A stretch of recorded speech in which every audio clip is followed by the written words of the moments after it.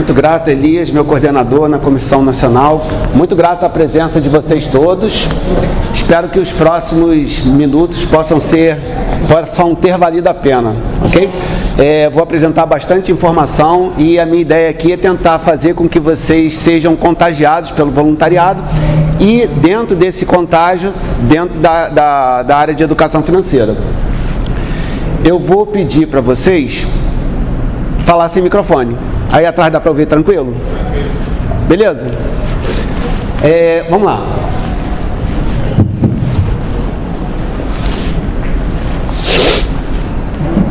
O que é educação financeira? Nossa, o auditório está participando muito. Meu Deus, nunca houve tanta participação assim. É uma melhor forma de usar o que? Beleza. Pois é, temos várias definições sobre educação financeira, inclusive uma que eu uso bastante, que ela é muito incomum. Eu vou tratar disso ainda agora. Mas como somos contadores, basicamente nós temos educação financeira, a gente estuda as finanças, ok? Mas esse termo, ele tem sido usado mundialmente para se relacionar às finanças pessoais. E eu vou trazer agora também um tema que é, digamos assim, um pouco mais apurado da educação financeira. Não é minha intenção que vocês passem a usá-lo, porque eu vou mostrar, tem muita complicação ali dentro.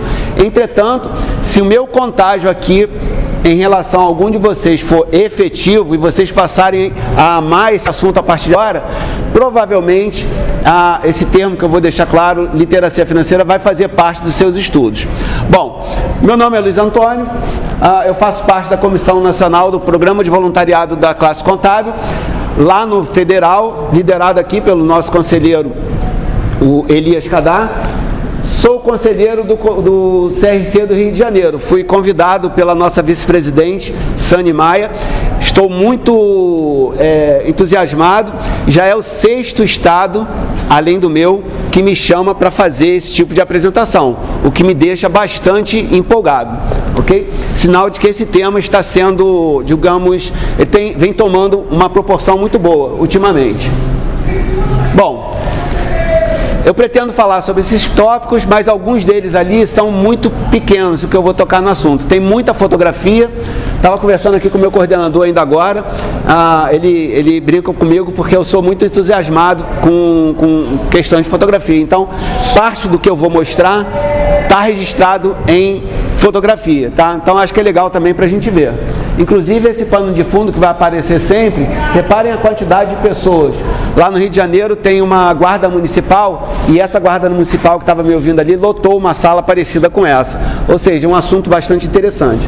Pretendo falar da literacia financeira, esse termo sobre o qual eu falei, meio desconhecido, inclusive porque literacia é uma palavra que não existe no português brasileiro, infelizmente, porque ele representa bem o termo literacia financeira e todos os países que falam nossa língua, exceto nós, usam esse termo com bastante frequência, não sei porquê, ok?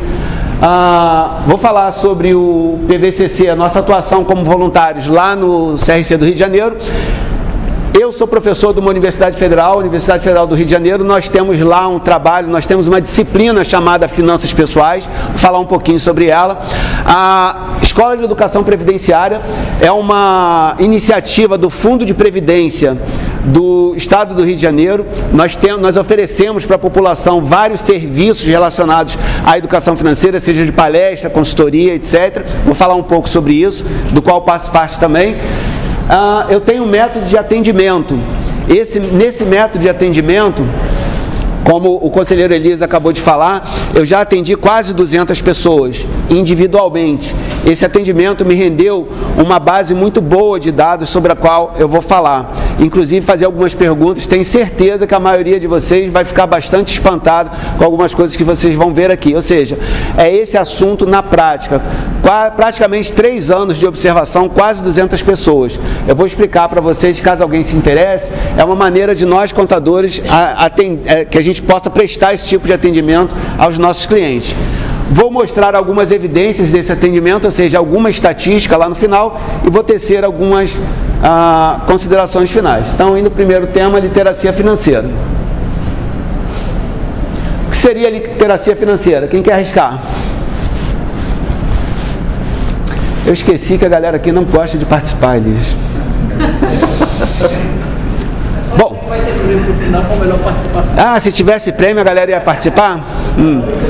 Fala aí. É como se fosse uma conscientização. Perfeito. Consciência é um dos itens importantes do termo literacia financeira para alguns autores. Então, muito grato pela sua participação. Você está corretíssimo. Conhecimento é outra parte também. Valeu pela participação, existem várias abordagens sobre o tema literacia financeira. Vamos ver o que acontece tentando. Bom, aí eu peguei, para começar a complicar e depois facilitar, eu peguei uma definição sobre literacia financeira bem grande, bem complexa. Quem poderia ler para mim? Tentar fazer essas pessoas falarem. Quem pode ler para mim? Ninguém, não acredito. Por favor. Monteiro, lê pra gente aí. O foco em conhecimento ou a habilidade de usar o conhecimento e até mesmo a confiança das pessoas em prol das suas próprias ações financeiras. Quase sempre os conceitos são confusos e misturados. Fala-se sobre educação ou competência econômica, a qual sendo maior do que as financeiras, ou ainda sobre as habilidades numéricas e matemáticas, também maiores, não em outro sentido. Muito grato, Monteiro. Como é que eu vou convidar vocês para entenderem um assunto tão complexo assim, ainda mais ali no texto, como está falando, conceitos confusos e complexos? Aí é para a gente desistir, não é? Então, olha só, aí pegando isso que foi acabado de ler, eu fiz o seguinte. Olha como é que ficou mais simples. Eu tentei pensar, dentro daquela questão aquele texto maior, algumas palavras que, de uma certa forma, estão alinhadas com o que foi sugerido aqui quando eu fiz a pergunta, que mais ou menos refletem o termo literacia financeira. A habilidade de usar o conhecimento, então é algo que eu tenho que saber e saber fazer. É aí que está a grande diferença entre literacia financeira e educação financeira. Muitos autores tratam literacia financeira como sinônimo de educação financeira, o que não tem problema algum. Se eu quisesse colocar o tema da palestra literacia financeira, eu falaria exatamente a mesma coisa. Entretanto, como pesquisador que sou, eu vou atrás do que existe no mundo inteiro. O mundo fala sobre educação financeira, mas o mundo fala sobre financial literacy. Literacia financeira é um passo a mais. Então, isso que foi lido pelo Monteiro. A habilidade de usar o conhecimento. A educação financeira, ela se limita, em termos técnicos, ao conhecimento. Então, repara como é diferente. Eu posso saber o que é um orçamento. Ponto. Fazer o orçamento é outra coisa. Então aí começa a ter uma divisão. A habilidade de usar o conhecimento. Seguinte, em prol de suas próprias ações financeiras. É algo, eu estava brincando aqui ainda agora, nós todos temos educação financeira porque somos versados em ciências contábeis, a ciência do patrimônio. Porém, a literacia financeira está sendo muito usada relacionada à pessoa física. Basicamente, tá, pessoas? Nós estamos vivendo muito. Vai ser muito comum viver mais de 100 anos em pouco tempo. Então, tudo que se sabe de finanças está quebrando no mundo inteiro. Não é só a nossa previdência aqui no Brasil, o mundo inteiro está com problema de previdência.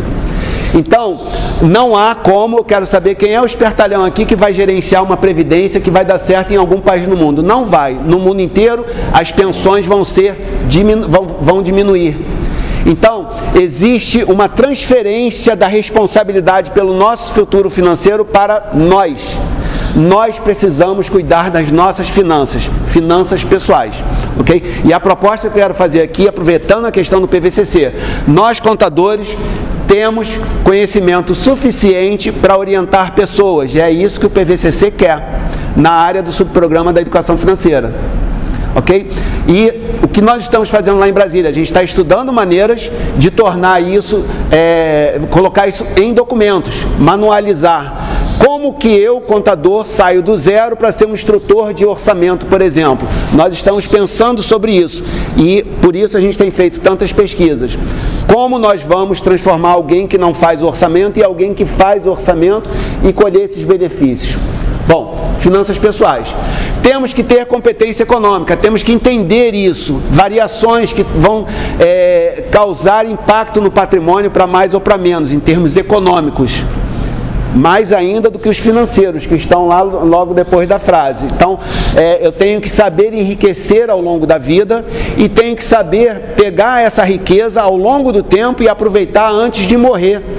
Eu brinco muito com o seguinte: imagina que num determinado dia, quando a gente sabe que vai morrer, vou morrer hoje, ok? Eu sei disso, estou sentindo. Aí eu faço uma consulta na minha cabeça e lembro do saldo que eu tenho no banco, tem lá 400 mil reais. Vou morrer e não vou gastar esse dinheiro. Olha que coisa chata. Já pensou isso daí?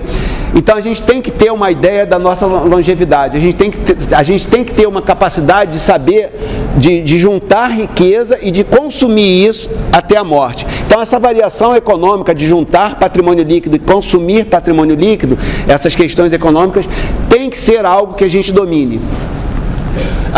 Habilidades numéricas. Existe a literacia, existe a numeracia. Esse, então, é um termo que praticamente ninguém conhece. Numeracia, habilidade com números. Nós, contadores, temos numeracia, só não conhecemos essa habilidade com esse nome. Ok? Então nós precisamos saber alguma coisa. Por exemplo, para finanças pessoais, é impossível falar de finanças pessoais sem saber matemática financeira. Em algum ponto, um cliente teu vai pedir para você fazer algumas contas que exige conhecimento em juros, composição de juros, etc. Então eu preciso ter uma aproximação a essas questões. Mesmo assim, isso torna-se complexo. Vamos ver outras duas definições de outros dois autores. O Banco de Portugal, a primeira lá, então, como eu disse, outros países usam esse termo muito. Portugal usa demais. Em Portugal, literacia financeira é muito conhecido. Ok? Então, Banco de Portugal fez um trabalho e pegou a definição mais citada em nível internacional. Já resumiu bastante. Capacidade de fazer julgamentos informados e tomar decisões efetivas, tendo em vista a gestão do dinheiro. Repara, é a mesma coisa que aquela definição, mais complexa, só que mais simples. E aí chegou uma campeã, que eu botei até o garotinho fazendo assim, ó, do Moore. Competência e aptidão para utilizar os conhecimentos, que foi falado aqui agora, conhecimento, adquiridos na área financeira. Usar, utilizar. Eu preciso saber e saber fazer. Esse conjunto, ele chama-se literacia financeira. Porém, muito difícil emplacar um conceito desse num contexto de PVCC, onde a gente tem que atingir todos os 500 mil de profissionais no Brasil inteiro. Então, eu resolvi pegar essas definições em função do que a gente pode simplificar um pouco e resolvi fazer o seguinte: nossa missão no PVCC, ok? Fazer com que as pessoas atinjam o bem-estar financeiro. Bem-estar financeiro, essa é uma medida muito importante, extremamente conhecida mundo afora. Ser feliz com o dinheiro que a gente tem, com a renda que a gente tem.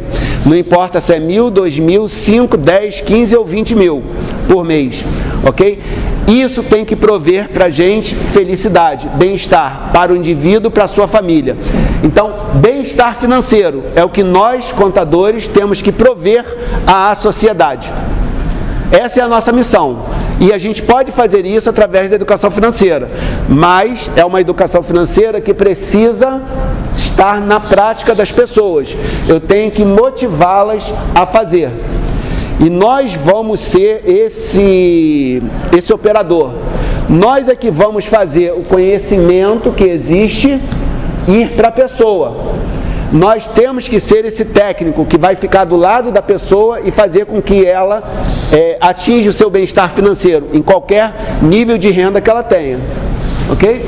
Então, esse é o nosso subprograma de educação financeira, do qual eu faço parte na Comissão Nacional, do qual eu faço parte na minha regional, lá no Rio de Janeiro.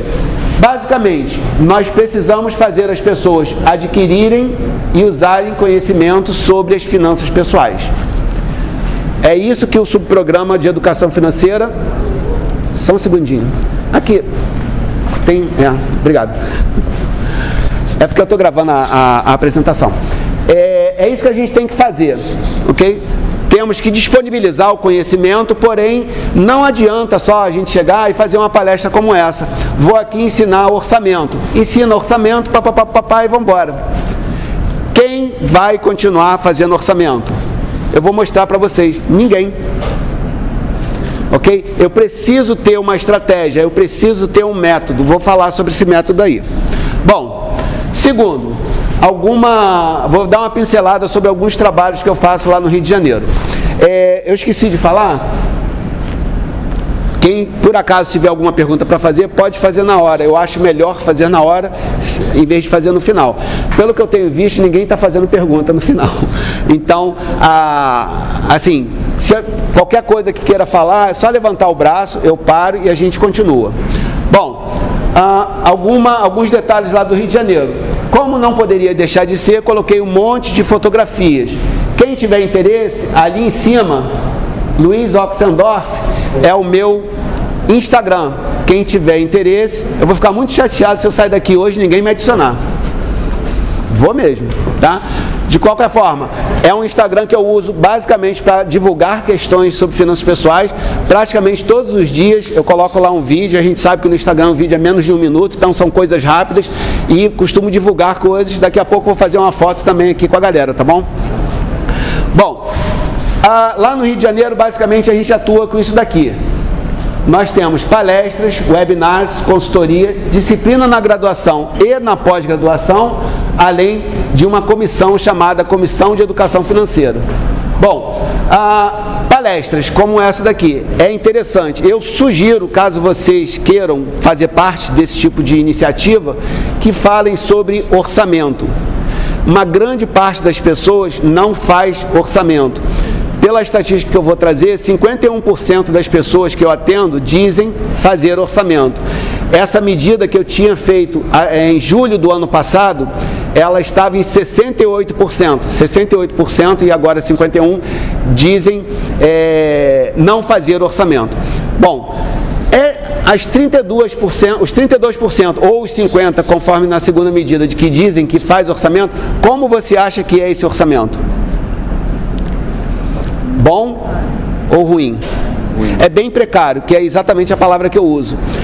Então, pouquíssimas pessoas fazem o que precisa fazer. Então, a minha sugestão é, caso isso empolgue você precisaria dominar como fazer um orçamento, algumas técnicas sobre isso, e dominar também como ensinar pessoas a fazer. Isso é muito difícil. Ok? Então, as palestras podem ser sobre isso. Nós temos também uma programação de webinars, eram 2 por mês, está passando a ser 4 por mês, ou seja, 1 por semana. Vez por outra, o assunto de educação financeira vai lá para ser divulgado. O último foi sobre, eu entrevistei uma pessoa que trabalha no mercado financeiro sobre renda fixa e renda variável. Então, foi praticamente 1h30 conduzindo questões sobre como comprar e vender títulos com a ideia de enriquecer. Prestar consultoria, que eu faço aqui, estou mostrando o atendimento com a Natália, que trouxe até o seu computador, ou seja, uma possibilidade de atender uma pessoa ao longo de um tempo. Como é trabalho voluntário, imagine, a pessoa pode retornar para esse atendimento quantas vezes ela quiser. Qual é a consequência disso? A minha performance acaba ficando cada vez melhor ao longo do tempo. Então, quanto mais pessoas eu atendo, mais eu aprendo a lidar com pessoas com esses problemas. E são problemas dos mais variados tipos. Criei lá na UFRJ uma disciplina na graduação. Então, o contador que se forma pela Universidade Federal do Rio de Janeiro tem uma disciplina obrigatória chamada Finanças Pessoais. São pouquíssimas universidades no Brasil. Eu tive a visita de um professor lá de Santa Catarina. Ele foi fazer um fórum na minha universidade e estava conversando com ele. Ele falou que lá na Santa Catarina tinha uma disciplina de finanças pessoais. Eu falei, caramba, vou criar uma aqui. Na época eu era coordenador, foi um trabalho razoavelmente facilitado. Então nós criamos, desde 2011, nós temos uma turma por semestre sobre finanças pessoais. De lá para cá, tudo que você possa imaginar sobre finanças pessoais, eu já devo ter tratado. É bem interessante. Essa disciplina hoje, ela está terças e quintas à noite, no primeiro horário, às 18h20, mas ela era sexta-feira, 4 tempos direto. Jovens de 24 anos, sala cheia ou vazia? Sala cheia. O assunto é importante, é interessante. Já houve quem trouxesse mães para assistirem e já houve quem trouxe o filhinho no carrinho, não estou brincando. E já houve pessoas que não estudam na universidade que pediram para participar da aula. Isso é um tema importante. Então, ali a gente tratava de várias coisas. As pessoas realmente gostam de participar disso daí. Então, essa é a minha experiência. Eu vou falar um pouquinho mais só sobre isso. E agora, 2019, um professor me convidou para ter a seguinte disciplina num curso de MBA, Literacia Financeira. Então, é um curso de gestão hospitalar. São 2 sábados. O primeiro eu já fiz. O próximo, dia 30, se não me engano, vai ser a segunda parte desse módulo, Literacia Financeira, num MBA de uma universidade federal. Não existia coisa alguma, já estão várias coisas acontecendo. E, finalmente, a nossa Comissão de Educação Financeira, que não foi muito à frente, porque como nós já temos o PVCC, alguns até dizem que ter uma Comissão de Educação Financeira seria divisão de esforços.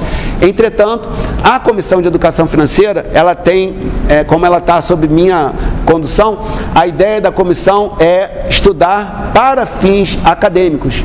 Então, poucas coisas a gente trata em termos práticos na Comissão de Educação Financeira. A gente, na verdade, tenta fazer ali um laboratório até para prover o próprio PVCC com ideias. Então, são algumas pessoas que se reúnem para fazer um brainstorm, quase sempre, sobre o que a gente poderia criar em termos de educação financeira.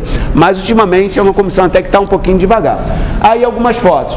A Estácio me chamou para fazer uma transmissão, para gravar um programa para o Brasil inteiro, então achei interessante. Como é trabalho voluntário, o assunto é importante, acaba várias pessoas me chamando para esse tipo de coisa. Esse atendimento chamado Doutor Finanças, vou falar dele daqui a pouco. Lá em cima, em Sydney, Austrália, ano passado, essa menina chamada Shirley Cable, numa oportunidade como essa, ela estava falando exatamente a mesma coisa que eu estou falando aqui. Como nós podemos usar a ciência contábil para melhorar a vida na sociedade. Eu fiquei apaixonado por essa mulher. Logo depois fui fazer essa foto com ela, consegui o zap dela, consegui e-mail, a gente troca alguma informação. Ela também é minha amiga no Facebook e ela vê algumas publicações que eu faço. Ela acha interessantíssimo o nosso trabalho e palavras dela, ela falou muito, segundo ela não viu ainda na Austrália uma iniciativa de falar sobre isso nas universidades. Ela parabenizou o nosso trabalho aqui no Brasil. O papo dela é o que eu estou falando aqui agora, exatamente. Como nós, contadores, ela é contadora também, nós podemos mudar a sociedade. Nós temos aqui, pela liderança do nosso Elias, um programa de voluntariado da classe contábil, dentro desse programa, um subprograma de educação financeira. É disso que ela fala, e ela tratou do assunto, Financial Literacy. Quanto vale causar o bem? Ela até exagerou em alguns exemplos. Quanto vale você dar um abraço numa pessoa? Como isso vai deixar ela feliz? Como que as ações dela, a partir desse abraço, vão impactar na empresa?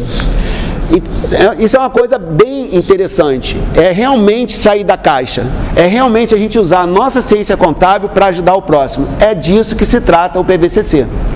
Existem várias possibilidades, uma delas é a educação financeira, e a minha proposta aqui é, vamos dar isso. Ok? Inicialmente, minha sugestão, vamos falar sobre orçamento. Aprendam a fazer orçamento e, principalmente, como ensinar orçamento. Vou mostrar um caso. Das 186 pessoas, eu acho que eu já atendi, apenas uma pessoa, até agora, fez o que eu pedi. Então, é o tipo de trabalho que a gente vai se dedicar, de falar, e a pessoa não vai fazer. E é aí que está a nossa questão. A gente precisa estar do lado dessas pessoas. O endividamento, a falta de planejamento está atingindo muito todo mundo. E a gente precisa dar um jeito nisso. Essas pessoas têm que ver em nós um apoio para elas seguirem. E, gente, as pessoas realmente têm muita dificuldade. Estou nesse momento agora lidando com uma pessoa que realmente a pessoa não entende como fazer o orçamento. E pensa, a maioria, se vocês forem fazer, vocês vão perceber, a maioria pensa que fazer o orçamento é só anotar no caderno. Todo mundo tem um caderno. Vocês têm caderno para anotar? Não, planeja. Pois é, a maioria das pessoas, não faz assim bonitinho. Tem lá um caderno que anota. Onde está esse caderno? Às vezes nem sabe. Anotar no caderno não traz informação, ok? Então a gente precisa, e aí é isso que eu estou falando, isso é contabilidade. Você tem que ter os registros e depois do registro fazer uma demonstração. As pessoas não sabem isso. Então elas não sabem fazer uma contabilidade pessoal. É aí que a gente entra. Nós somos especialistas em ciências contábeis. Só que, em vez de a gente usar caixa, capital, mercadorias, a gente vai usar condomínio, gasolina, alimentação. Você tem que ensinar a pessoa a fazer registros e tem que ensinar a pessoa a sintetizar esse registro em um fluxo de caixa. As pessoas não sabem fazer isso e não fazem orçamento. Do momento em que as pessoas passam a fazer orçamento, a vida muda completamente. Essa é a nossa missão. É isso que a gente tem que fazer pelo PVCC e é isso que a gente tem que fazer como contador. Nós temos esse conhecimento. A gente tem que arregaçar as mangas, porque tem muita gente precisando desse nosso trabalho. Muita gente. É o que eu estou falando. Eu estou ficando um pouco mais experiente ao longo do tempo. As pessoas estão solicitando minha assistência o tempo inteiro. O tempo inteiro. Então, há muita demanda. Quanto mais você fizer, melhor você vai ficar. Daqui a pouco você vai estar publicando um livro. Se você quiser ir para a área acadêmica, você vai estar mostrando seus resultados num congresso como esse. Já atendi 100 pessoas, está aqui a média dos meus atendimentos, as pessoas vão querer saber o que está acontecendo. Bom, então, isso é o que eu tinha para falar da Chile. Aqui, eu e Sandra, a Sandra é a minha coordenadora lá no Rio de Janeiro. Lá em Curitiba tinha uma bandeira dessa, a gente está apontando lá para a nossa estrela. Cada estrela é um estado, a gente estava apontando para o Rio de Janeiro. Então, tudo que eu faço lá está sob orientação da minha coordenadora. Embora eu faça parte de uma coordenação nacional, a operação no meu estado depende da Sandra, minha coordenadora. O Pará, no ano passado, está fazendo um ano agora, quando me chamou para ir lá, o Pará foi o primeiro estado que me chamou e o primeiro que me chamou novamente. Então, eu fui lá no ano passado. Já coloquei lá, olha, literacia financeira. Imagina como eu estava ali, emocionado. Não existe essa palavra. E as pessoas estão entrando em contato comigo pelo Zap, pelo Messenger, pelo Direct do Instagram. Luiz, quero literacia financeira aqui, na minha escola, no meu hospital, na minha empresa, etc. Justamente, eu fico batendo o tempo inteiro. Então isso um dia vai vingar, eu espero. Aqui está a essência da educação, pessoas. Olha só. Eu estou aqui no meio exprimido, alunos do ensino médio. Lá no Rio tem uma escola chamada Fundação Osório. Eu sou voluntário. Minha disciplina era custos, vai passar a ser contabilidade gerencial para uma turma de técnicos em administração. Já convenci a minha coordenadora, professora Bruna. Vamos levar literacia financeira? Claro. Então, como eu entrei agora no meio do ano, estou só sendo conhecido e conhecendo a escola, mas ano que vem, provavelmente, alunos do ensino médio vão estar sob minha influência direta. Detalhe, lá nós temos do primeiro fundamental ao terceiro médio, são 12, se não me engano, séries. Olha o baita trabalho que eu vou ter, mas olha a baita experiência. E tudo através do nosso programa de voluntariado. Repara o impacto social que a gente pode ter. Imagina essas crianças daqui a 20, 30 anos, aprendendo a fazer investimento, por exemplo. Logo depois, na UFRJ, uma turma lá, olha, de finanças pessoais, e uma foto que eu fiz no MBA que eu lecionei num sábado, manhã e noite, sobre literacia financeira. Educação financeira na UFRJ. Então, essa galera aqui, o que eu consigo fazer? Bom, na graduação de Ciências Contábeis e Administração, tem um outro professor, 15 anos mais velho do que eu, professor Simval, ele gosta do que eu falo, e nós juntamos. Ele é professor de administração, chama os alunos para a minha turma, e nós juntamos, eu e ele de professor com a minha turma e a dele, em torno de 40, 50 pessoas por noite são os que comparecem. Então, são vários assuntos, como eu estava falando. Esse semestre, como eu acabei de aprender a investir em bolsa, em abril agora eu fiz minha primeira compra e venda de ações, comecei a pegar o macete. Então, de lá para cá, não parei. Abri o primeiro semestre. No segundo semestre, eu coloquei essa atividade lá. Então, esse semestre, nós estamos aprendendo a fazer investimentos em renda fixa e variável, além de estudar planejamento financeiro pessoal. É isso que eu tento ensinar para os meus alunos nas aulas de finanças pessoais. Além disso, como eu procuro divulgar tudo que eu faço, ex-alunos que passaram por mim, por essa disciplina, vendo as postagens que eu faço, entra em contato comigo, professor, posso ir lá para falar sobre finanças pessoais? Às vezes tem uma experiência, está querendo se tornar um palestrante, etc., quer usar a minha aula como laboratório. Então, isso tem acontecido. Então, também estamos lecionando no MBA de Gestão Hospitalar.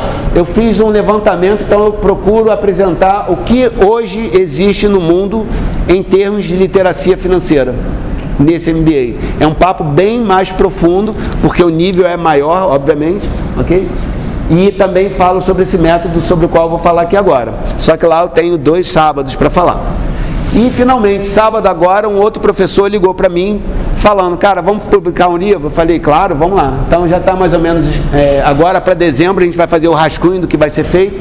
Nós vamos tentar publicar um livro de 2 volumes. O primeiro relacionado a ensino fundamental e médio e o segundo volume dedicado à graduação e pós-graduação. E assim o assunto vai seguindo. Escola de Educação Previdenciária. O que é essa Escola de Educação Previdenciária? É um órgão do Estado do Rio de Janeiro. Ele é responsável pelo pagamento de pensões aos servidores inativos e aos pensionistas do Estado. Ela é uma escola física mesmo e ela faz termos de parceria com algumas entidades e prover para a população educação financeira de várias formas. Eu participo desse programa, como vocês vão ver, com 2 coisas. Eu faço palestras de planejamento financeiro e atendo como doutor finanças. Aquela Sandra, que eu apontei ali, que estava comigo na Estrela, ela tem um atendimento chamado Doutor Leão. É a mesma coisa do doutor finanças, só que especificamente para o imposto de renda. A ideia é que a gente faça o atendimento preventivo ao longo do ano, o que não tem funcionado muito, porque as pessoas deixam só para resolver na época da declaração. Então, lá para fevereiro, março, abril, aumenta bastante o atendimento do doutor finanças. Nos outros meses do ano é fraquinho. Então, está aqui o portal da Escola de Educação Previdenciária. Nós temos termos de cooperação técnica. Então, quanto custa para manter uma escola dessa por mês? Em torno de 20, 25 mil reais. Não é grande coisa. Ué, mas como é que tem tanta mão de obra lá? A mão de obra é voluntária, todos. Como o Rio de Janeiro ele tem ali várias entidades, então nós temos pessoas da CVM, nós temos pessoas do Banco Central, nós temos pessoas da SUSEP, da UFRJ, que é meu caso, do CRC-RJ, Defensoria Pública, todos voluntários e vão lá tratar de um ponto específico de educação financeira. Então, pelo que eu sei, não há um modelo desse. Existem até alguns estados que sabem desse tipo de coisa que acontece e pedem para os gestores irem nesses estados explicar como funciona uma escola de educação previdenciária. E detalhe que eu quero falar aqui é esse selo da ENEF. O que é a ENEF? Alguém lembra?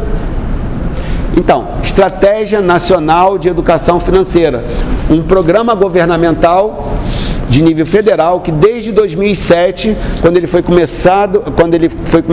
quando se começou a concebê-lo, 2010 ele foi lançado. Então, de 2010 para cá, o nosso país, assim como outros 100 e tantos países, estão levando a educação financeira em termos práticos para as suas populações. E o Brasil, assim como esses países, estão ligados à OCDE, Organização de Cooperação e Desenvolvimento Econômico. é um assunto de ordem mundial e esses países todos estão procurando falar a mesma linguagem. Aqui no Brasil, as iniciativas oficiais têm esse selo. Por exemplo, um dos requisitos é que quem participa como aluno não pode pagar. Então, aqui no Brasil, a educação financeira da estratégia precisa ser gratuita para quem recebe. Por exemplo, eu posso ganhar dinheiro com a educação financeira dentro da estratégia, mas eu não posso cobrar do aluno que vem participar. Eu tenho que bolar algo que eu receba dinheiro e entregue para a empresa, por exemplo. Ok? Bom, algumas atividades, como eu falei, palestra de planejamento financeiro do Dr. Finanças, que são comigo, e o Dr. Leão, que é com a Sandra. E repara, entrando ali, ó, parceiros. Logo em primeiro lugar a minha universidade, logo depois o CRC. Então, é uma bandeira que o nosso PVCC está fincando numa atividade bastante importante como essa. Razoavelmente barata aos olhos do Estado, ok? E extremamente cercada de parcerias. Duas delas, por acaso, são as duas primeiras lá que aparecem quando a gente abre o site. Já chegando no final, vou falar um pouco sobre o método. Quando eu comecei a atender no Dr. Finanças, foi em setembro de 2016, não havia um método. O que havia? Pessoas com algum conhecimento, era o meu caso, que se sentavam com a pessoa e normalmente a ideia é fazer como se fosse um tratamento médico, num local fechado, numa sala fechada, para a pessoa expor a sua vida. Então a gente ouvia, conforme a conversa ia rolando, durando em torno de 1 hora, a pessoa, porque era eu e mais umas 2 pessoas, a gente tentava orientar a pessoa. Como professor universitário, eu entendia o seguinte: isso daqui é um procedimento, isso precisa de método. Primeiro faz isso, depois faz isso, depois faz isso, depois faz isso. Vem uma outra pessoa, mesma coisa, mesma coisa, mesma coisa. Então eu falei, bom, lá pelo, 5º, 10º atendimento, eu comecei a anotar algumas coisas e comecei a implementar e criei o método, deve ter uns 2 anos. Esse método, na minha concepção, tinha que ser bem simples. No caso, eu acho que são 4 passos que atendem a pessoa do momento que eu conheço até a morte dela e depois, caso isso seja possível, né? Que provavelmente o Dr. Finanças vai morrer antes das pessoas que eu atendo, porque elas têm idade menor do que a minha. Bom, esse método, ele está escrito aqui numa cartilha. Essa cartilha foi lançada, eu acho que há uns 3 anos, lá na minha regional, no Rio de Janeiro, e também fez parte de um evento lá chamado Quarta do Conhecimento, onde o Conselho anunciou uma palestra que eu fiz como essa, onde eu fui apresentar a cartilha, apresentar o método, na ideia de que os contadores lá do Rio de Janeiro pudessem ter um material de referência para poder levar esse conhecimento para as pessoas, ok? Bom, esse Dr. Finanças, eles têm consultas agendadas. Agora no hotel, por exemplo, como eu falei para vocês, é muito raro ter um dia sem algum contato de alguém precisando de alguma coisa. Então, tem uma pessoa que veio recomendada de um outro rapaz que eu atendi, me procurando para fazer esse agendamento. Então, eu já vou direcionar essa pessoa porque dia 18, se não me engano, terça-feira que vem, ou quarta-feira que vem, não lembro, acho que não, dia 19, pela manhã eu vou atender 3 pessoas. Então, eu oriento ela para ligar para lá, marcar, eu vou ter uma salinha, eu entro e atendo as pessoas. Ok? Então, a gente tenta fazer dessa maneira. Faça o acompanhamento por tempo indeterminado. Significa que se a pessoa quiser ir para o Dr. Finanças todo mês, toda semana, tendo vaga, é tranquilo, ela não paga para isso. O bom para mim é que tudo isso está em prontuário e isso faz com que eu entenda cada vez mais a maneira como as pessoas na vida real lidam com o dinheiro. Consequentemente, eu aprendo a lidar com isso também. Okay? Eu faço esse registro sistemático em prontuários individuais, coloco na nuvem. Outro dia eu estava indo para o trabalho, uma pessoa entrou em contato comigo sobre um atendimento que eu iria fazer. Ela me perguntou o que ela deveria levar, eu não tinha ideia, são quase 200 pessoas que eu atendo. Fui na rede, peguei o prontuário dela, li lá o que tinha para fazer, entrei em contato. Então, isso é importante. Tudo registrado e também tudo disponível na rede. De lá eu faço muita estatística, vocês vão ver aqui algumas coisas interessantes. E esse método, ele basicamente tem duas partes, mas o método mesmo é isso aqui de baixo. O que a cartilha explica? Que logo no início, para a gente tratar sobre o assunto em família, não excluir filhos, pessoas idosas, etc., temos que saber lidar com bancos. Tudo isso tem um texto pequenininho ali na cartilha, ela tem 20 e poucas páginas, ela é bem simples. Temos que saber administrar compras, mas ali especificamente sobre veículos e imóveis. Isso consome muito dinheiro nosso, ok? Ao longo da vida, é uma segunda, terceira família que a gente tem. Então, são itens importantes das nossas finanças. E defesa do consumidor. Eu, principalmente, a minha parte de finanças pessoais que eu menos sei é defesa do consumidor. Então a gente precisa saber o que tem disponível em termos de defesa do consumidor, não só para que a gente use, mas também orientar as pessoas. E finalmente, na segunda parte, são 4 passos que eu tinha falado. Esse atendimento, ele está nessa sequência. Primeiro eu trato do endividamento, depois do orçamento, depois dos investimentos e depois o processo sucessório, ou seja, a sucessão. Um pouco mais aberto. A meta do caso do endividamento é fazer com que a pessoa tenha dívida zero. Alguém aqui tem dívida zero? Olha como é difícil. Mas, assim, isso é um norte, ok? Eu procuro colocar a pessoa nessa direção. Vamos tentar fazer isso. Eu mesmo tenho ainda um endividamento alto. 2012, meu pai faleceu nesse estado. Ele está enterrado na cidade de Santo Antônio do Salto da Onça. Vocês devem conhecer. Pois é. Me perdi. O que eu estava falando? Sobre endividamento. Meta zero. Se seu pai faleceu... Pois é, mas por que eu quis falar do endividamento? Está indo uma dívida. Pois é, foi 2012, tá certo. Foi o ano que ele faleceu, tá certo. Então, 2012 eu fali um negócio. Além de falir o negócio, também faleceu meu pai, também faleceu minha avó no espaço de 1 semana e meia, por exemplo. Então foi um ano bem... Aliás, era o ano que o mundo ia acabar, lembra? Teve até um filme em 2012. Pois é. Então eu tenho endividamento dessa minha falência. Eu abri uma cafeteria maravilhosa, mais uma dívida imensa.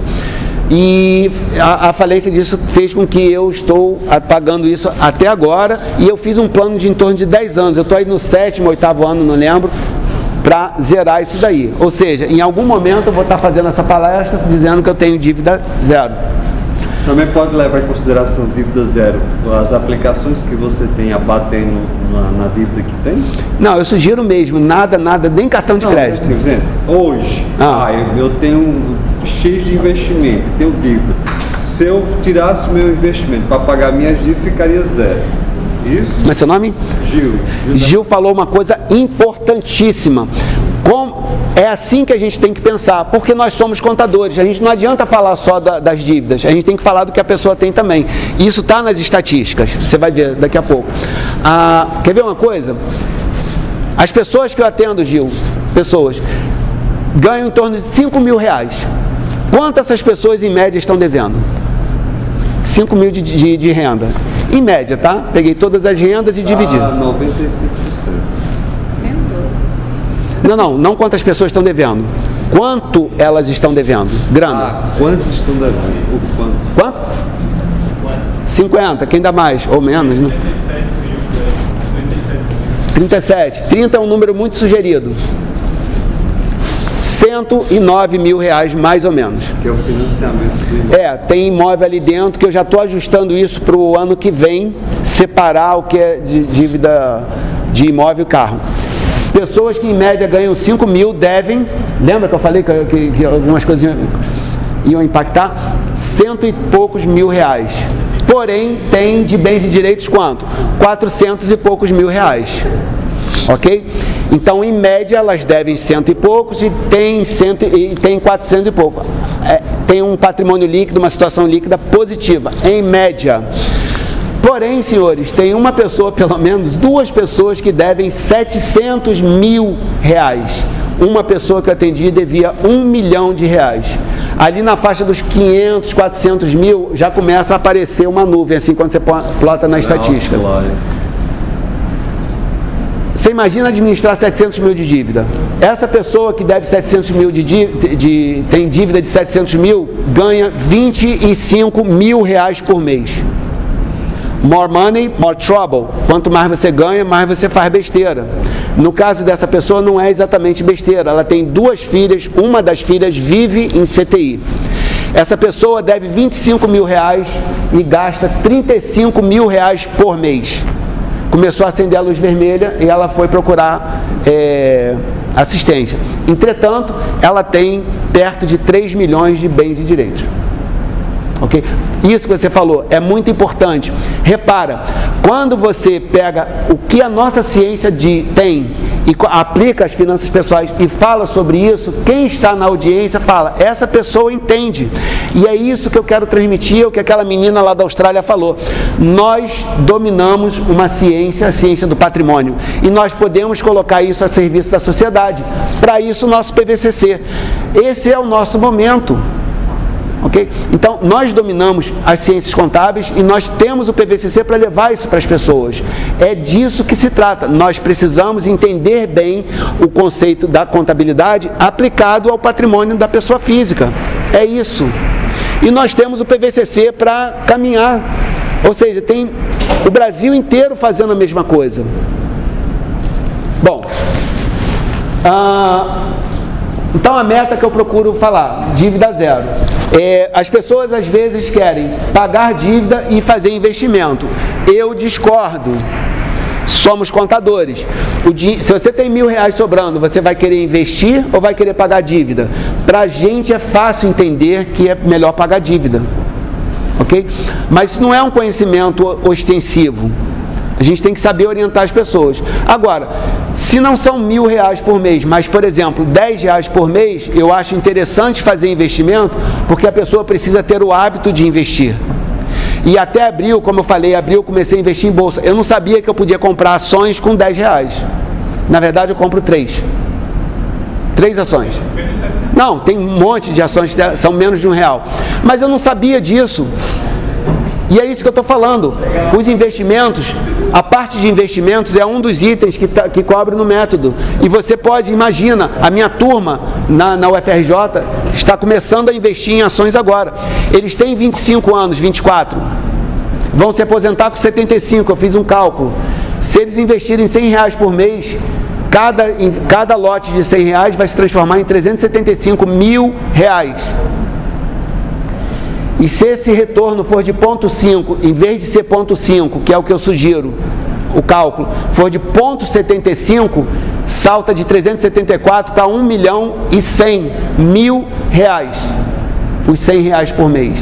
E é disso que você tem que tratar com o seu cliente. E é disso que, de repente, se você tiver a chance que eu tenho de falar para jovens, é disso que você tem que falar. Aprende a investir em bolsa. Ok? Bom... e eu proponho o autofinanciamento, que é você se bancar, abrir uma conta poupança e ser o seu próprio banco. No meu caso, eu me chamo Luiz, abri o Banco Luiz. Processo orçamentário. Nesse segundo cálculo que eu fiz da estatística, que foi agora para essa palestra, essa aqui eu atualizei. 51% não fazem orçamento, era 68%. De alguma forma... a média das pessoas que estão fazendo o orçamento, na minha observação, está aumentando. Ok? Menos pessoas estão respondendo para mim que não fazem orçamento. Um orçamento, ele tem as fases de planejamento, execução e controle. E é isso que você tem que ensinar para as pessoas. A pessoa tem que projetar valores para o futuro, tem que fazer a sua contabilidade, comparar com o planejamento e fazer controle. Ou seja, comparar o que foi previsto com o que está sendo realizado. E é disso que se trata, falar de finanças pessoais tecnicamente, como nós sabemos fazer, porque somos contadores. Temos que explicar para as pessoas o que é colher e gerir origens e aplicações de recursos. Parece uma aula de contabilidade. E é isso que eu estou falando aqui. Nós temos a ciência contábil e nós temos um programa de voluntariado. Vamos arregaçar as mangas e vamos para a população. Terceiro, poupança e investimentos. Esse gráfico aqui, que não dá para ler nada, ele vai ficar assim, ó. Vou explicar ele lá depois. Poupança e investimentos. eu tenho que fazer a pessoa ter um fundo de emergência, um dinheiro que seja fácil de pegar, se tiver algum problema, eu tenho que saber limitar isso, quanto ela coloca no fundo de emergência. Existem algumas possibilidades, ok? E também juntar dinheiro para aposentadoria, que eu estou dando um exemplo aqui, ó. Em 50 anos, veja bem, os meus alunos têm 24, 25, mais 50, 75, é o que eu acho que eles vão estar se aposentando, ou mais, não sei, né? Mas hoje é o que a gente tem. Então, se ele poupar 100 reais por mês, olha, 100 por mês, em 50 anos, ele atinge 380 mil reais, se ele conseguir um retorno de 0,5% ao mês, que a poupança já não dá mais, ok? Ele tem que procurar outras coisas, como ações ou fundos imobiliários. Eu estou apaixonado por fundos imobiliários, ok? Oi? Exatamente, mas no mundo inteiro. Olha só, quanta poupança dá por ano? Sei lá, uns 6 ou 7%, mais ou menos, não é isso? 6%. Pois é, se você conversa com alguém de outro país, que o pior rendimento nosso é 6% ao mês, ele vai falar, que país é esse? Eu quero investir lá.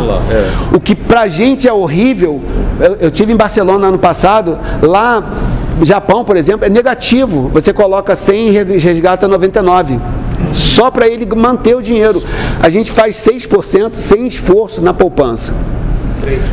Está baixo e vai diminuir muito. Oi? Hoje já não está mais rentável do que a Selic? Não sei dizer. Não sei dizer. Quanto a Selic? 5,5, eu acho. Sim. Pois é. Isso muda toda hora, eu não guardo. 3 e pouco. A inflação pode ser 3 e pouco ano. O que eu tenho que saber? Eu tenho que correr da poupança. Para vocês terem ideia, já atendi pessoas que tinham 200 mil numa poupança. Já atendi uma pessoa que tinha 200 mil em conta corrente. É isso que vocês vão encontrar. É disso que eu estou falando, você tem que saber orientar para a pessoa. Só que uma pessoa que tinha 200 mil em poupança, ela já tinha 65 anos. Como é que é o perfil dela? Bem conservador. Você não pode falar, joga isso para a bolsa, por exemplo, tá? Ela tem bastante medo e ela precisa de uma relação de confiança com a pessoa que vai orientar, nós. Então, olha, se o juro for, em vez de 0,5, for 0,75, esse outro gráfico aqui, ó, em vermelho, esses 100 reais por mês vão se transformar em 1.100.000. O que dá 0,75? O índice Ibovespa nos últimos 10 anos variou 0,75% ao mês. Então, se eu quiser investir em ações, qual ação eu vou comprar? As do índice Ibovespa. Eles estão lá, são 66 ações que o site da Bolsa, b3.com.br, divulga a cada 4 meses. São as melhores ações da Bolsa. Você não precisa, tem que acompanhar, não tem que acompanhar nada. É só seguir o Ibovespa. Ele está dando 0,75% ao mês na última década. Desde que ele foi criado até agora, 1,13% ao mês. A câmera, por favor. Valeu. E a custos de corretagem? Excelente pergunta. Existia um custo alto de corretagem. Hoje em dia a corretagem está 0. Corretora Clear, Banco Inter. Tem muitos bancos aí que estão zerando. Aí a galera vai zerando também, porque senão não consegue adquirir clientes. Não consegue o quê? Adquirir clientes. Os maiores bancos estão vindo digitais agora. Esses bancos digitais estão zerando a taxa de corretagem. Sim. Aí a galera tem que seguir também. Sim. Então, não temos mais esse problema, tá? O que a gente está pagando é emolumento e liquidação. Às vezes eu movimento 100, 200 reais, pago R$1, R$1,10, 80 centavos. Transação? Por lote. Comprei e vendi um monte de coisa, gastei R$2. Para você ter ideia, a XP, que é uma das corretoras que eu tenho, cobra R$18,90 por uma transação. Então a XP é uma corretora cara. A Clear é uma corretora baratinha, Banco Inter também. Então não tem mais desculpa. E eu posso aprender, eu quero aprender a investir em ação. Caramba, pega R$10 e vai brincar com a ação. R$10, compra lote fracionário, que é uma coisa que eu não sabia. Então a gente precisa entender, pois não? Tem simuladores. Folha, se não me engano, né? Tem os simuladores que eles refletem o mercado, você pode brincar. Assim que você entra na simulação, te dá R$200 mil virtuais. Exatamente. Eu nunca fiz isso, mas é bem interessante. Bom, então olha, repara, não é um crescimento grande de taxa, tá? Mas olha o crescimento do dinheiro. Essa linha cinza aqui, ó, é quanto a gente junta sem correção. São os R$100 sem correção. São 60 mil. Então olha a diferença de 60 para 379 para 1.100.000. Isso tudo depende da nossa habilidade, tá? E conseguir 0,75% ainda acho baixo. Com o tempo você começa a pegar a habilidade e obter da bolsa mais do que isso. Não quer estudar esse assunto? Compra as ações do índice Ibovespa. Como é que eu vou saber? b3.com.br. Qual é o índice hoje? Tal, de 4 em 4 meses muda. Vale, Petrobras, Itaúsa, sei lá, compra aquelas ações. É também as ETFs, né? A ETF, OVA 11. Que já compra o próprio índice, exatamente. Eu não gosto muito por causa da política de dividendos, que o ETF ele manda o dividendo para dentro da cotação e aí passa a ser tributado. De qualquer forma, vale a pena, vai seguir isso daí. E, finalmente, usufruto de sucessão. Aqui, ó, eu juntei dinheiro para na parte final da vida eu torrar tudo em 10 anos. Se eu conseguir 0,5%, eu consigo sacar aqui, essa linha azul, 4.200 por mês em 10 anos.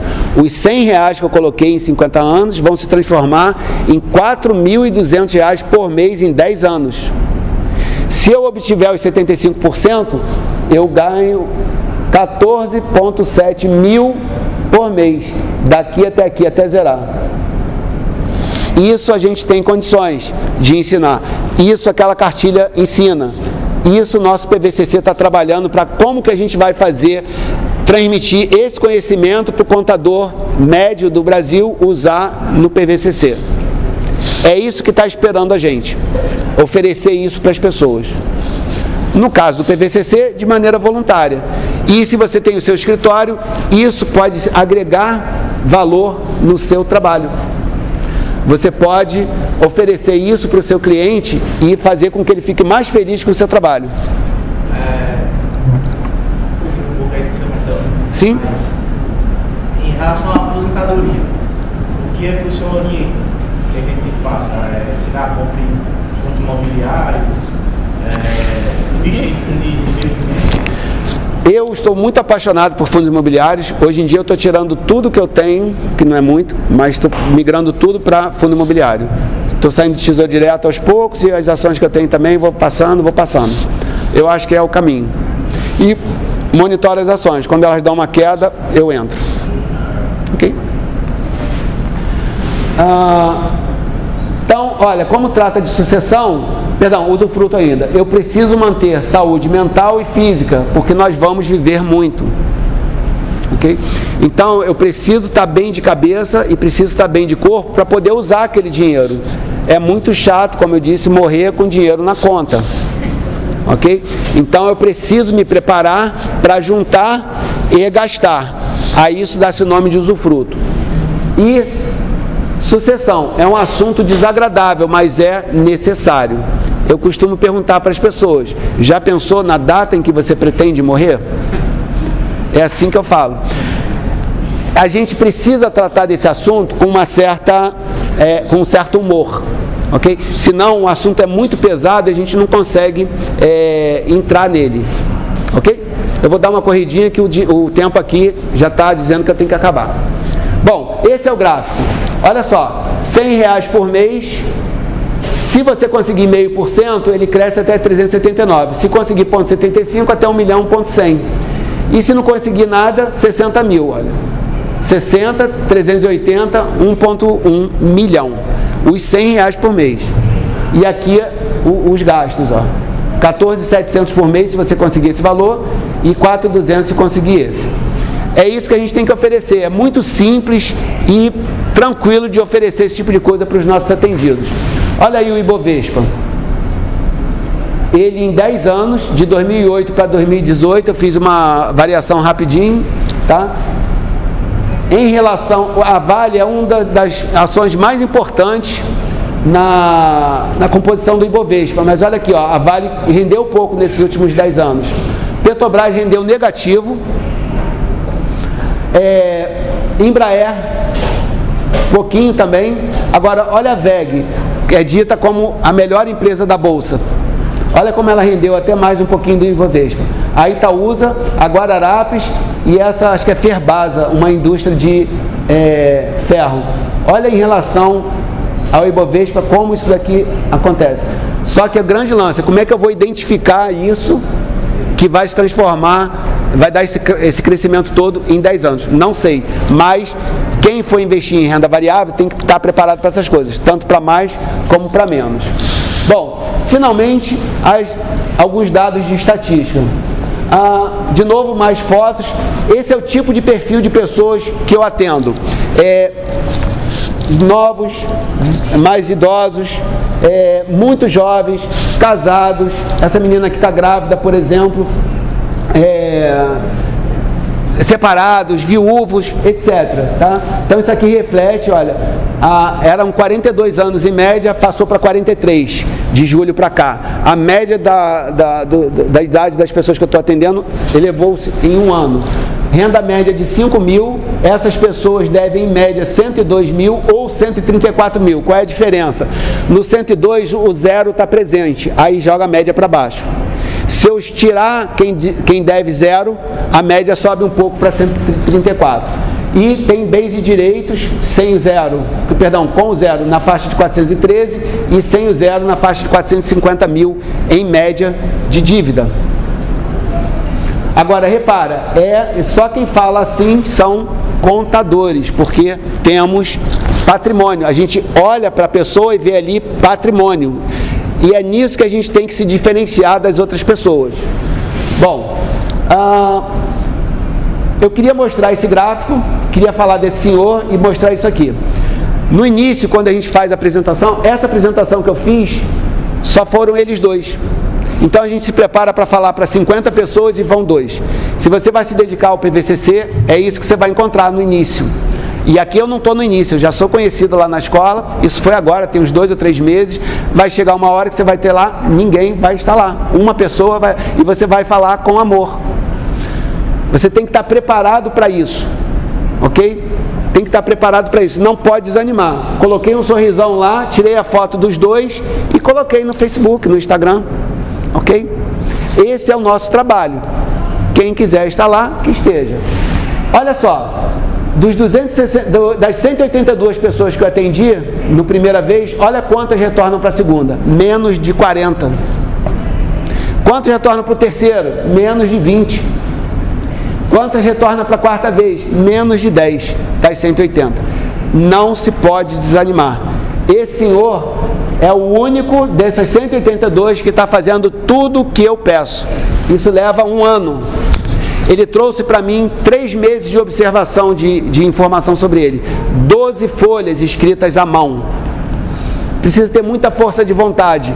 E se você não estiver do lado dele, se você não estiver acessível, ele tem contato comigo. Quando ele tem uma dúvida, ele entra em contato. A pessoa esmorece, ela cai, a gente precisa levantar a pessoa. Então é o tipo de trabalho, porque mexer com finanças dos outros, as pessoas vão desanimar. E a gente tem que estar lá do lado delas. E esse é o quadro que a gente vai encontrar. Pessoas não vão quando você preparar a palestra e raríssimas pessoas vão fazer o que você pede para fazer. Ok? Bom, algumas estatísticas, aí está no final mesmo.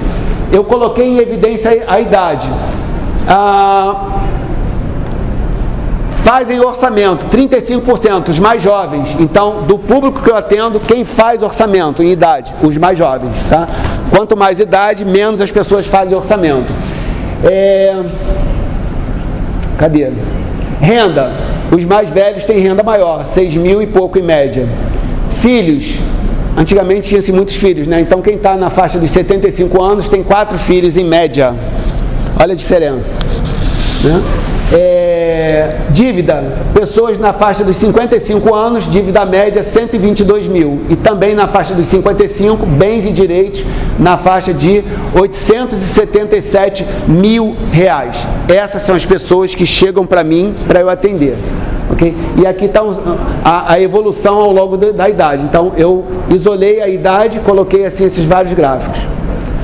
E fiz uma progressãozinha aqui, ó, dos 25 aos 55 anos, as pessoas, em média, têm aumento de salário de 2% ao ano. Repara, esse é o tipo de informação técnica que as pessoas querem ouvir de pessoas técnicas como nós sobre um assunto técnico que é a contabilidade, através do PVCC. É uma maneira diferente de falar. Colocando o Estado Civil, a galera que é viúva atingiu os maiores números, ó. São quem mais faz orçamento, quem mais tem renda na faixa de 10 mil reais. Só os divorciados que têm mais filhos, quase 2 em média. Os viúvos, maior dívida, 350 mil mais ou menos, e maior quantidade de bens e direitos, 918 mil em média, cada viúvo. É desse jeito que a gente tem que falar. Por quê? Nós temos técnica a nosso favor. Isolando, faz ou não faz orçamento? Ó, quem não faz são mais velhos, ganham mais, 5 mil em média, tem mais filhos, 1,1 em média, tem mais dívida, 115 mil, e tem mais bens e direitos, 441. Ok? É isso que vocês vão encontrar. Sobre sexo, os homens fazem mais orçamento do que as mulheres, na faixa de 27%. 27% dos homens dizem que sim, fazem orçamento, e só 21% das mulheres. O restante, as mulheres foram mais. Tem maior renda, já viram isso? Mulherada está ganhando mais. Vamos ser minoria em breve. Estão tomando conta do pedaço. Na minha amostra, as mulheres ganham quase R$1.000 a mais em média do que os homens. Tem dívida maior também, 102 mil, e bens e direitos na faixa de 440.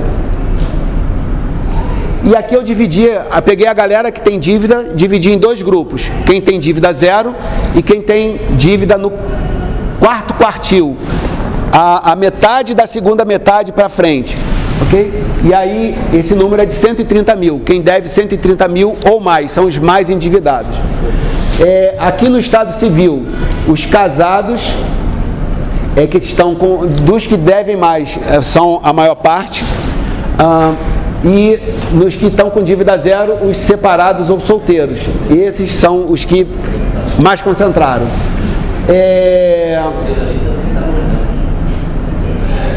Não, aqui, por exemplo, é quem tem dívida zero, tá? Esse lado todo aqui. Também tá grande, né? Também tá grande.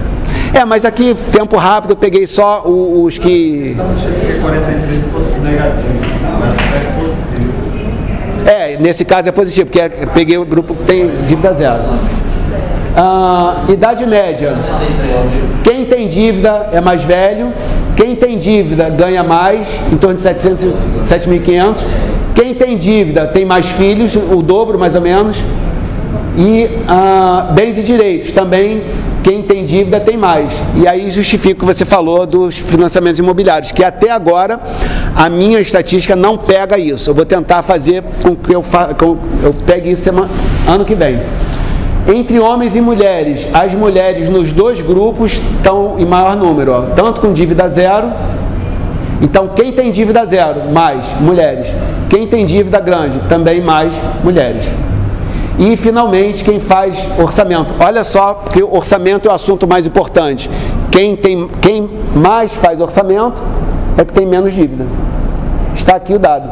Então, a minha sugestão é isso que a gente tem que ensinar as pessoas a fazer. Orçamento. Que fazendo orçamento, você paga a dívida, o primeiro ponto, e junta dinheiro, o terceiro ponto. Ok? Bom, pessoas, considerações finais. São duas etapas. A primeira delas é um resumo do que eu falei. Nós precisamos saber isso daí na prática. Não há muita dificuldade. Nós estamos dentro da ciência do patrimônio. Então, o que a gente tem que fazer é aplicar isso às finanças pessoais. Existem várias possibilidades sobre o programa de educação financeira. Eu falei de algumas palestras, webinars, consultas e a disciplina para o ensino médio, ensino superior, etc. No nível superior especificamente, graduação, pós-graduação e publicações. Falei que eu vou lançar um livro, né, qualquer hora. A Escola de Educação Previdenciária, eu já quis, em Goiânia eu fiz essa palestra. No meu entendimento, o CRC pode fazer o papel de uma escola de educação previdenciária.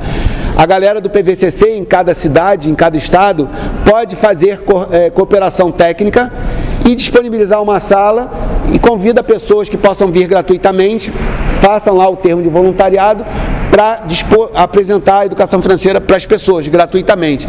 Sabe o que vai acontecer? O conselho vai ficar bem na sociedade. É essa a nossa missão do PVCC. Expliquei para vocês o meu método: endividamento, orçamento, investimento e sucessão. Aqui uma foto com um sorriso bem grande, aproveitei que o sol estava no meu rosto, lá no Conselho Federal de Contabilidade. É realmente uma honra para mim muito grande.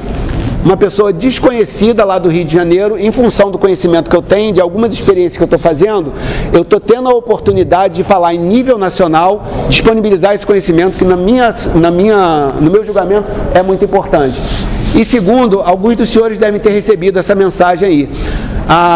O site da Exame publicou que 2020 a educação financeira vai ser obrigatória nas escolas. Eu procurei saber um pouco mais sobre isso, não vi muita informação, mas era isso que estava falando, tá?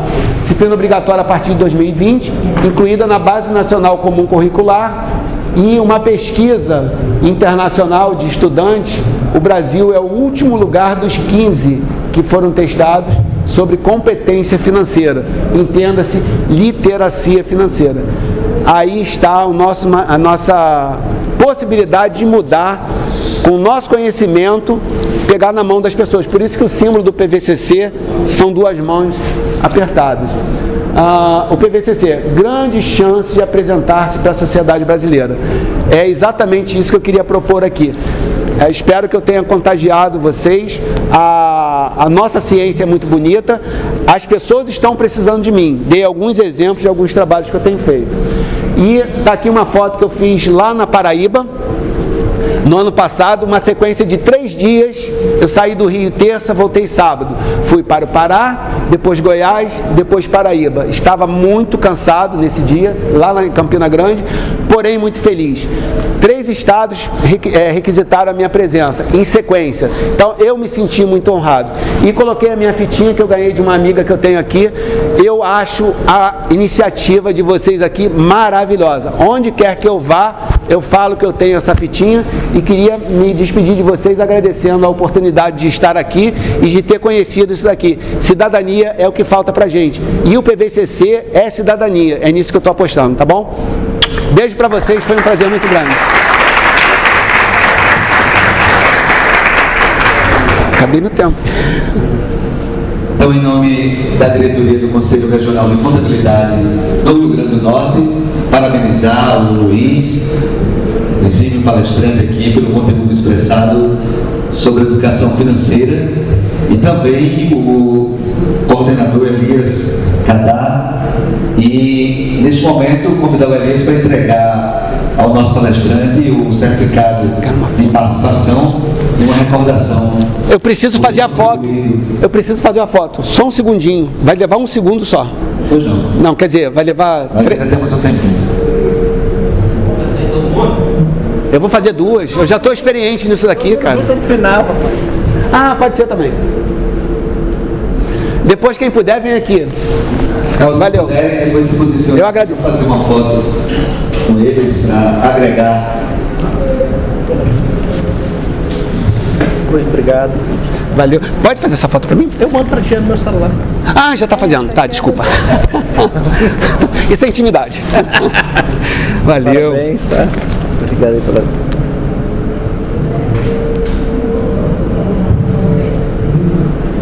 Errou?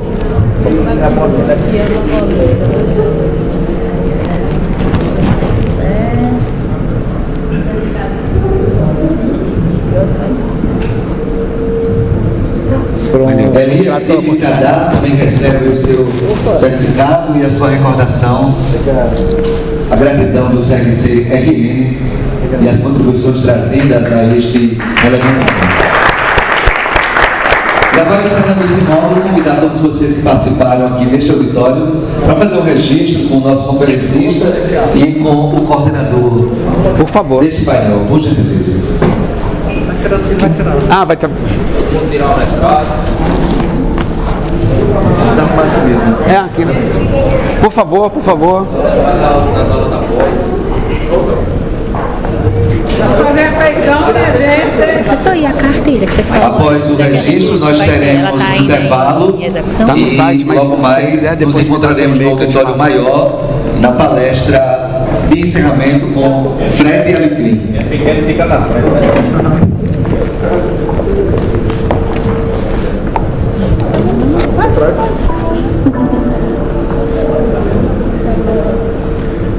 Consegue pegar todo mundo? Chega lá no médico, tem que ajustar aqui. Eu vou segurar você, viu, Alice? Pra você Segura. não cair. Eu vou cair também, segura aqui.